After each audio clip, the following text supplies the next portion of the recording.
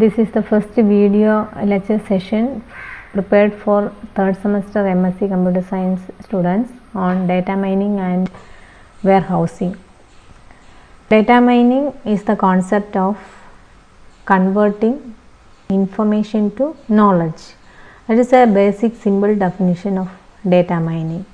In other words, we can say it is actually finding out the patterns from the existing information and gradually reaching at the knowledge level. So an important question regarding the kinds of data has to be usually be addressed in the case of data mining techniques. So the data can be classified as database data, data warehouse data, transactional data and other kinds of data.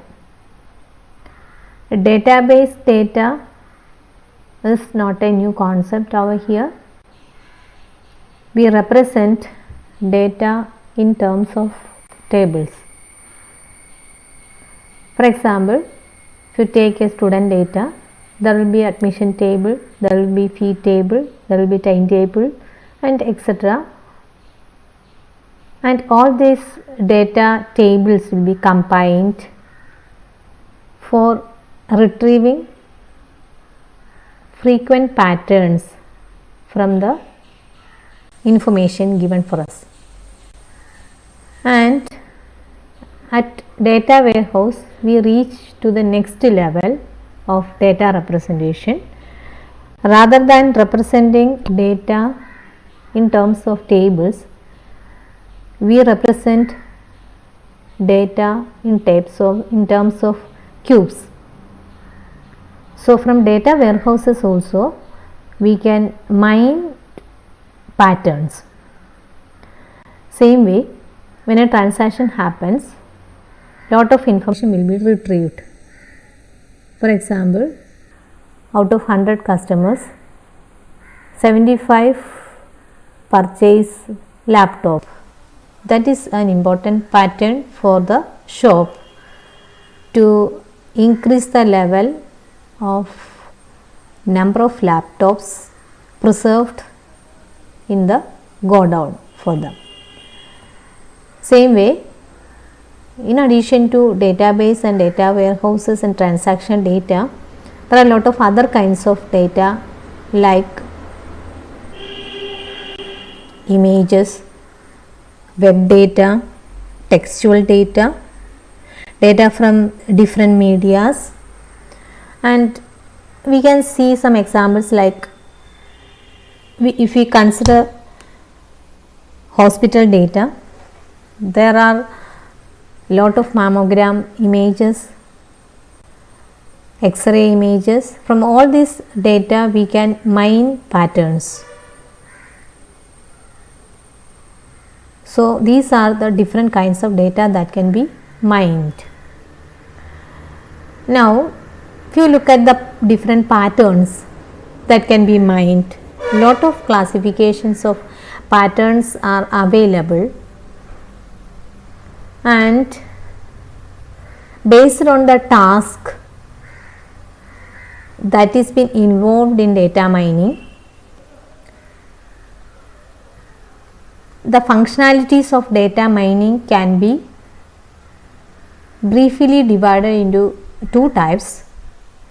One is descriptive and another one is predictive. So descriptive means from the current representation, the data will be put together to get a common group. For example, if you are given with the marks of students in a class, we are able to find out the class average and find out how many above average students are in the batch. So that is an example of descriptive functionality involved in data mining. Same way, you can have predictive data mining task also to be applied to find out some set of patterns from the information. In the case of predictive data mining, from the existing given information, we derive some new information and new decisions can be made on these patterns. For example, if you see that many people, many customers buy a laptop, then majority of them buy software too. So from the existing information we derive new patterns, whereas in the case of descriptive, from the existing information we group them together and form classes. So that is the different task based on the patterns that we derive in data mining. Class concept description, that is, we can have either characterization or discrimination involved. So characterization and discrimination. Data characterization means summarizing the data of the class of interest. We call it as target class. As I told you just before, if you know the class average, we can find out how many students are above average, below average, and you can classify them. Data characterization. Another technique is data discrimination. Rather than summarizing the data, we compare the target class with one or a set of comparative classes. We call them as contrasting classes. So you find out the difference actually. You are not summarizing, but you are discriminating. But majority of data mining tasks involve both characterization and discrimination to derive or find out different patterns during data mining technology. So mining of frequent patterns. So what are frequent patterns? Patterns that occur frequently in data. That is a very simple definition of frequent patterns. Here we see some examples and we can see that patterns are of different classifications. We call them as frequent item set, frequent subsequences, frequent substructures. So frequent item set like milk and bread, so they will be purchased together. Or you can always see it as a combination. And frequent subsequence is that we purchase a laptop and later we may purchase a digital camera. Then again we may find some applications along with laptop and camera, so you go for purchasing a memory card. So first step is purchasing a laptop, then a digital camera, then a memory card.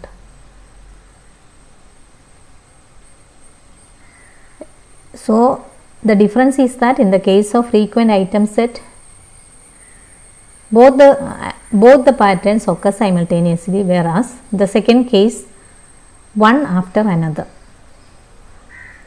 And we are also interested in forming graphs, trees and lattices out of these patterns, and we call them as frequent substructure.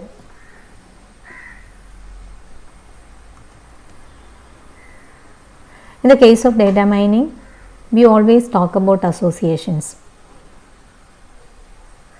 So, an association here you can see which items are frequently purchased together. They always will be represented in terms of association rules. As an example, here is an association rule. A customer X buys a computer. That has been represented, or that is be followed by the same customer X buys software 2. This is an association, and some data is represented here. You have something, a parameter called confidence level as 50%. Means 50% of the customers purchasing computer will purchase software 2 very shortly. So, the confidence level is been increased as a support value 1%. Now, association rules can be combined together to form multi-dimensional association rule. Here is an example. The age of the customer is in the range 20 to 29 and the income of the same customer is in the range 40,000 to 49,000. If these two rules are satisfied, then we derive at the customer is buying a laptop 2 with a confidence level 60 and a support level 2%. This is the concept of association analysis in data mining. Another concept is called classification. Classification is the process of finding a model that describes and distinguishes data classes or concept. As in the example, we are given with marks of all students in a class. We classify them and we find out different models among them. We classify them as failed students, intelligent students, average student, etc. So, this is based on the analysis of a set of training data. We are predicting a class label of objects for which the class label is unknown. So, prediction is possible if the class label of objects for which the class label is unknown. So, predictive analysis depends upon or represented or uses the technologies if then rule, decision tree, neural network analysis. Here is an example of if then rules. Examples: if the age, based on age, if it is in the classification youth and income is in the range high, then we classify it as A. If youth and income is very low, that is another set called B. Same way you get 3 sets A, B, C. That again can be represented in terms of decision tree with nodes and branches. You start from the root node and reach a set different sets, class A, class B, class C, etc. The same representation can be used in neural network also. Start from 2 different parameters, age and income, and we reach at different sets of data, class A, class B, class C. Another important concept in data mining is something called cluster analysis. Analyzes data objects without the class labels, but on the general behavior of the data or patterns. It is based on cluster analysis, always based on the principle of maximizing the in similarity between the classes and minimizing the differences or the interclass similarity, you can say. So in this figure you can see that 1, 2 and 3 clusters are formed based on the data. So here the class labels are not given. We are just classifying them just based on the similarity and differences. This becomes a cluster, this becomes another cluster, and here is another third cluster. You can see that some data is not a part of any of these clusters here. That is something called outlier analysis, or you call it as anomaly mining. A dataset may contain objects that do not comply with general behavior of any of the models. So such data objects are called outliers. So the distance measures where objects that are remote from any of the clusters are considered as outliers. So in this example, these are all termed as outliers because they do not form a part of any of the clusters formed. We were talking about frequent patterns, and in the definition of data mining we have seen that it is of interesting patterns. Interesting patterns are very important in data mining. So what are interesting patterns? They are easily understood by humans. The representation, valid on new or test data with some degree of certainty, and they are potentially useful and they are novel also. Such patterns are interesting patterns. So given a set of information, we find out lot of patterns there, but only some patterns will be interesting for the current data mining technological applications. An interesting pattern always represents a knowledge. The factors determining the interesting patterns are: one is confidence, support, accuracy and coverage. These factors are very important in terms of deriving interesting patterns.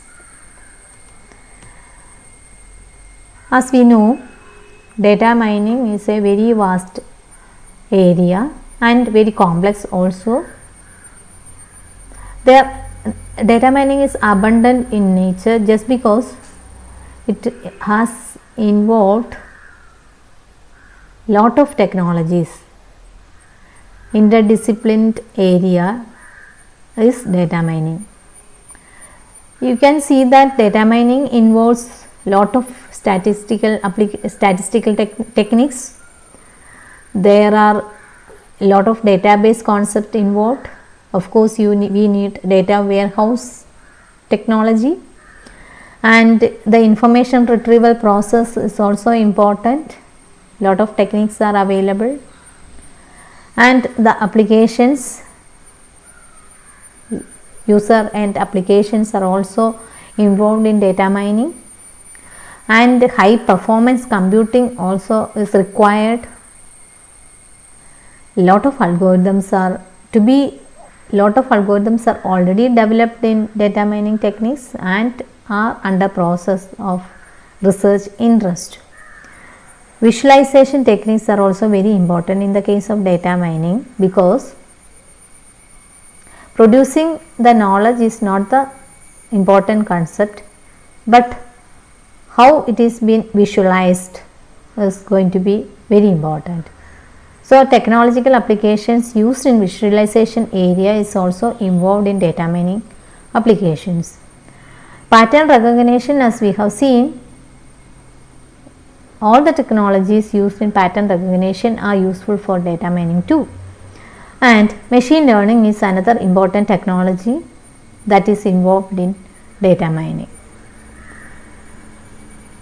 Machine learning, that is, computers can learn or improve their performance. How it is been improved? Based on the given data, that is machine learning. We see some classifications in machine learning. Supervised learning, it is a synonym of classification.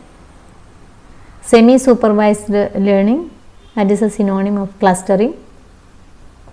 Unsupervised learning, that is clustering.